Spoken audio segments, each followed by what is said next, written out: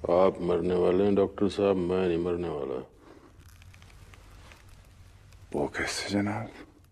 ऐसे कि आप जिस्म हैं मैं रूह, आप फानी मैं लाफानी। उदार तुम शिया हो या सुन्नी? दरिया भी मैं, दरख्त भी मैं, जेहलम भी मैं, चनार भी मैं, दैर हूँ हरम भी हूँ, शिया भी हूँ सुन्नी भी हूँ। मैं हूँ पंडित, मैं था, मैं हूँ और मैं ही रहूँगा। 29 अप्रैल को आई उस खबर से जिससे पूरा विश्व सिनेमा जगत और हिंदुस्तान मानो हिल सा गया। के बाद ये आवाज़ रह रहकर दिल में कुछ दर्द सा देने लगती है।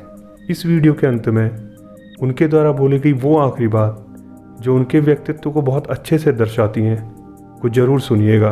नमस्कार दोस्तों, मात्र 54 वर्ष की उम्र में कैंसर और फिर कॉलर इन्फेक्शन के चलते 29 अप्रैल को एक देशभक्त और एक बेहतरीन एक्टर इरफान खान का निधन हो गया। तो आज उनके इस व्यक्तित्व को आप लोग के सामने रखना इसलिए ज़रूरी हो जाता है क्योंकि उनके द्वारा कही कुछ बातें हमें अपनी ज़िंदगी के उन हालातों से लड़ना सिखाती हैं जहां अक्सर हम लोग टूट जाया करते हैं।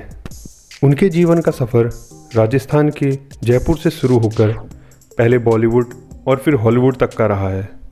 इस सफ़र में अपनी एक्टिंग के साथ साथ इंसानियत को सबसे ऊपर रखने वाले इस एक्टर को जितने भी अवार्ड से सम्मानित किया गया वो शायद हमेशा उनके उस अद्भुत व्यक्तित्व के आगे कम ही पड़ जाएंगे।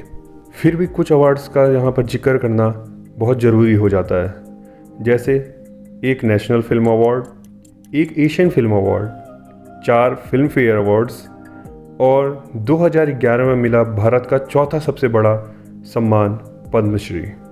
एक फैमिली मैन और एक काबिल एक्टर होते हुए भी इतनी लंबी बीमारी से लड़ने के बावजूद इरफान खान एक ऐसी शख्सियत थे जिन्होंने कभी भी इंसानियत का साथ नहीं छोड़ा। इसलिए कई बार उनका ये व्यक्तित्व उनके लिए कंट्रोवर्सी भी खड़ा कर देता था, जैसे कि उनका वो बयान जो उन्होंने बकरी ईद पे दिया था, जिसमें उन्होंने कहा था कि 2-3 दिन पहले खरीदे हुए बकरे को काट देने से कुर्बानी नहीं होती। इरफान खान से जुड़ी एक दिलचस्प बात यह भी है कि उनके पिता उन्हें पठान परिवार में जन्म लिया हुआ एक ब्राह्मण बच्चा बताते थे, जिसका कारण इरफान खान का शुद्ध शाकाहारी होना था। लेकिन इसके बाद भी उन्होंने अपने विचारों को हर बार इतने अच्छे से रखा कि लोगों को उनका ये व्यक्तित्व बहुत पसंद आया। एक ऐसे व्यक्तित्व के चलते उन्होंने कभी भी किसी कंट्रोवर्सी के डर से अपने अंदर की आवाज़ को दबाने की कोशिश नहीं की। और फिर 2018 में इरफान ने अपने एक ट्वीट में खुद को एक ऐसी रेयर डिजीज़ से पीड़ित होने की खबर दी जिसका इलाज बहुत मुश्किल था, और तब से उनका इलाज यूके में चलता रहा। फरवरी 2019 को वो अपने वतन यानी कि हिंदुस्तान वापस लौट आए, लेकिन फिर 28 अप्रैल 2020 को कॉलर बोन के इन्फेक्शन के चलते मुंबई के कोकिलाबेन धीरूभाई अंबानी हॉस्पिटल में उन्हें एडमिट करवाया गया, जहां पर उन्होंने 29 अप्रैल को अपनी आखिरी सांस ली। उनकी मृत्यु से ठीक 5 दिन पहले ही उनकी माता का भी निधन हो गया था, लेकिन लॉकडाउन के चलते वो उनके जनाजे में भी सम्मिलित नहीं हो पाए। उनके बाद उनकी फैमिली में उनकी बीवी और 2 बच्चे हैं। अंत में जाते जाते बस यही कहना चाहूँगा कि इरफान खान जैसे व्यक्ति की मृत्यु पर शोक मनाने के साथ साथ उनके उस व्यक्तित्व को अपने अंदर उतारना ही उनके लिए सच्ची श्रद्धांजलि होगा। जाते जाते आप सबसे ये निवेदन करता हूँ कि आप लोग भी कमेंट सेक्शन में ये बताएं कि इरफान खान से जुड़ी वो कौन कौन सी बातें थी जो आप लोग को बेहद ज़्यादा पसंद थी।